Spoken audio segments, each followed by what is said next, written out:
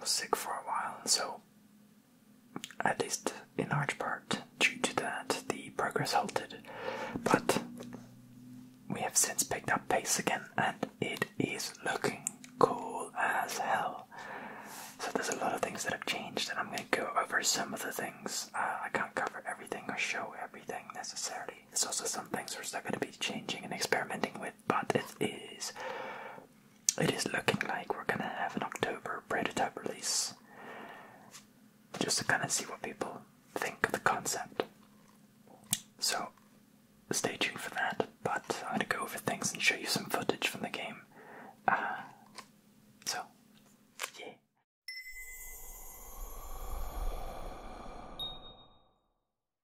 So first things first, just so I get it out of the way, I don't know if we had music last time, but we have some music now, and obviously being an ASMR video, I can't play it for you, but we have some music and it sounds awesome, and it's like dungeony and so on.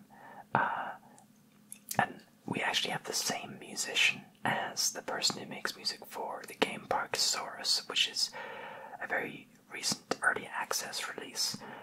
It is actually pretty popular already. I think it sold thousands of copies within its first week, and it's only been out for about a week, so that's pretty cool. We have the same musician. He's the guy I used to live with in Germany, so that's, hey, success breeds success. Anyway, on to the changes, starting with the very obvious lighting slash shading, or shader changes. So you can see on your screen now, the game looks very different from what it used to. Here's what it used to look like before, and here's what it looks like after. Right? Very different. We also have torches, and torches emit light, and that's a very recent implementation, and it looks cool as heck. I mean, I think so anyway. I think it looks awesome. So, yeah, it makes the game really feel like a game, and we're going to be experimenting with the lighting, maybe adding some more lighting sources like torches on pillars and little candle lights on tables and so on. Because right now, the player has a lighting source, right? They have a light source attached to them so that when they run around, you can always see where you're going. What we want to see if we can change is basically remove that lighting source for the most part and have more lighting around the room so that she is more affected by the light that she walks into, because right now her light mixes with the light of the torches and so on, and it doesn't quite look right. So we're gonna see if we can just put more lighting in the room, and if we can, I mean, that would be sick. It'll look really cool, and then she'd get like proper yellow lighting when she walks under the torch and that kind of thing. Also, a future thing that we will be implementing if the game is, or rather when the game is developed into a full game, is particle effect torches rather than sprite animation. The advantage is that they can be affected by physics, so we can have like wind and whatever other physics blow the light out, or even just make it like wave in the wind. That would be really cool. So that'd be sick. Another thing that we've altered now is the weapons actually have their abilities implemented. So if you hold in the attack button, which is on your mouse, it's one mouse button is to walk or run, the other is to attack, right? And if you hold in the attack button, your weapon has some sort of special built-in power that takes advantage of that. So, for example, the Scythe, which is the two dagger-looking weapons, they will do more damage every time they hit an enemy. Like, if you hit an enemy, it'll do 1. If you hit him or another enemy again within 1 second, it'll do 2. And then it'll do 3, and then it'll do 4. And then it caps out at 4. So if you build that up, you do 4 damage every hit until you've left it for a second, right? takes 1 second or more for that hit, then the combo is reset and it resets back down to 1. The katana, which is the sword, every time you attack, like you hold it in, it goes and it goes faster and faster until it dashes you forward. So you dash forward through enemies and damage them as well. This goes really well with the dash ability that we give you.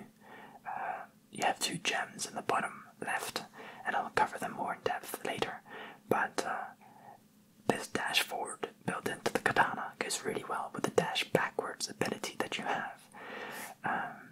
So that's pretty exciting.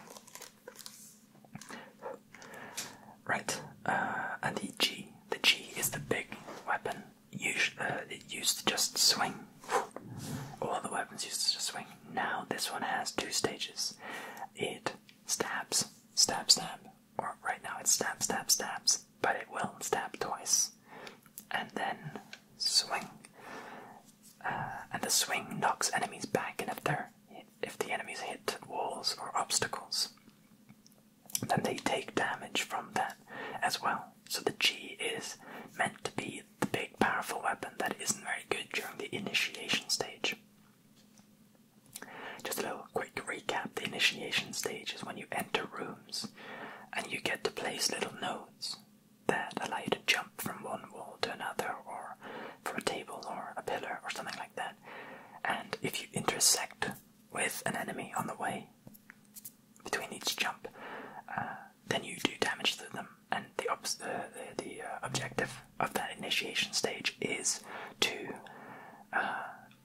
do as much damage to enemies before entering the room as possible, so it makes it easier for you. Whew.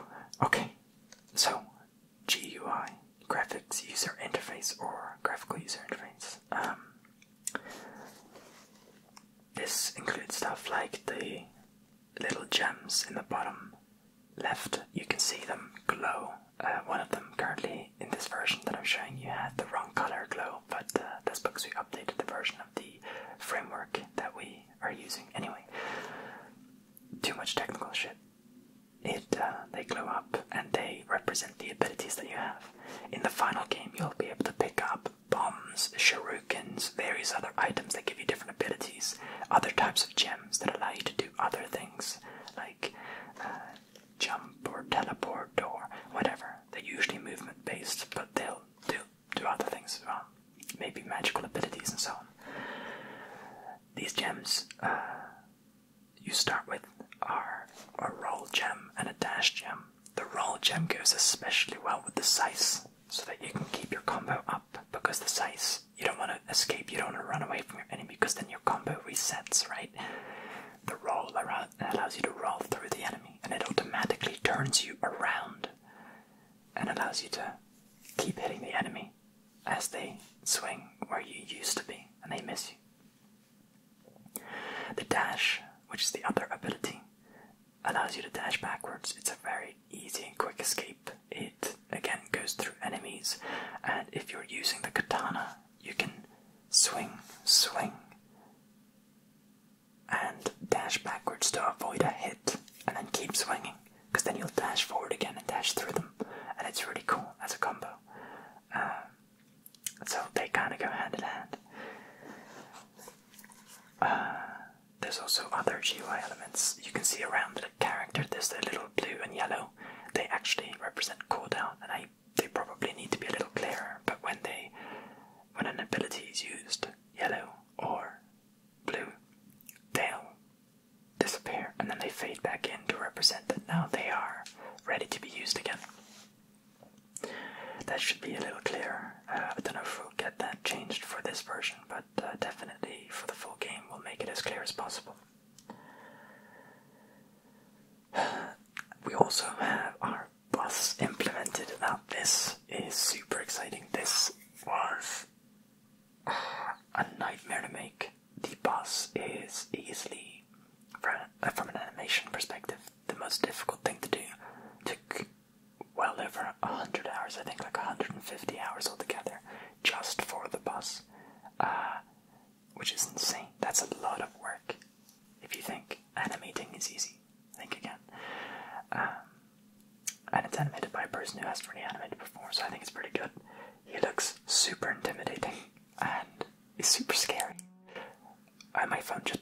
pretty sorry. I don't know if you could hear that. I thought I put it on flight mode. Anyway. Right, so the boss has multiple phases that he goes through. And before we get to that, I'll talk about how he's introduced. So this is a bit of a spoiler, but I gotta say, it is the coolest shit. Normally, when you enter a door that you haven't been through before, you see the initiation stage where you can plan out your attack, right? The boss room doesn't do that. The boss room makes you just see a large version of the boss you're about to fight. And you can look at him through the keyhole, and there he is moving menacingly with his swords.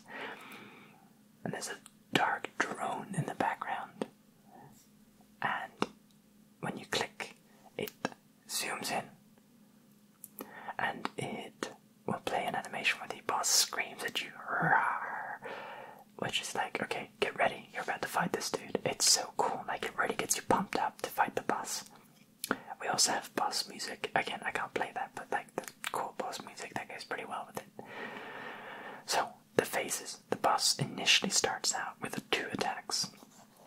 The normal attack being a melee attack where he swings his swords and he tries to hit you. The other attack is a spin, and he spins and travels after he follows you as he spins. And well, you gotta avoid the spin because he's invulnerable during the spin. And so you're trying to hit him, and when he tries to swing at you, you can roll through him and then hit him from the back, kind of thing, right? So that's really cool.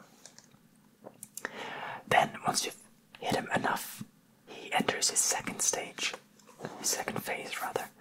He loses his arms, and the arms get picked up and swing around him and form sort of this shield, temporary shield. So he swings that around him at the same time as shooting out his horns, and the horns they home in on you.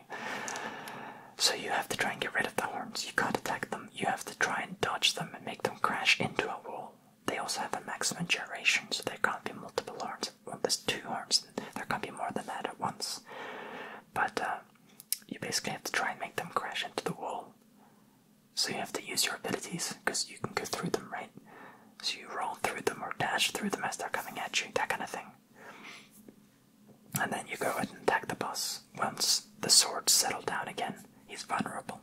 And he has a kick. He tries to kick you when you get close.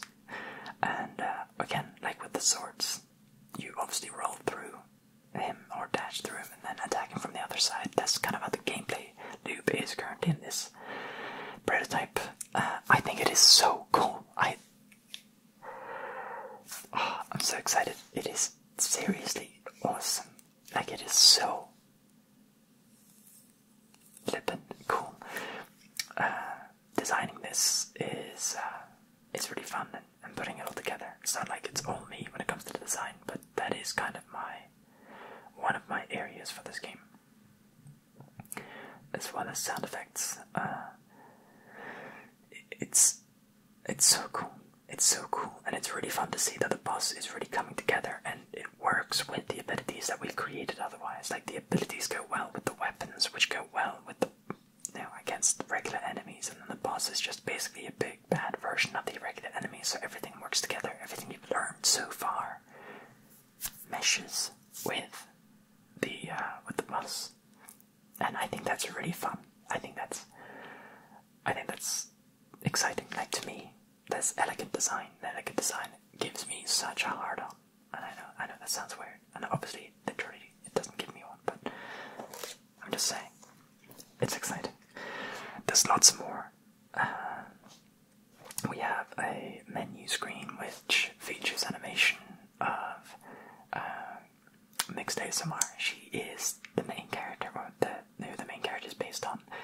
And she sits on a log with a fire next to her, and so it has puppets. But I'm not going to go over that now.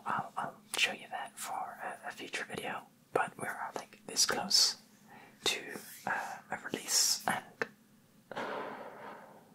I'm so excited to show you guys and see you guys play and see how you play and what you think of it. And it's a bit of a different control scheme than most games have, so it's going to be unusual at first, but once you get used to it, it flows pretty well. That's what we're aiming for anyway, something different, but still cool.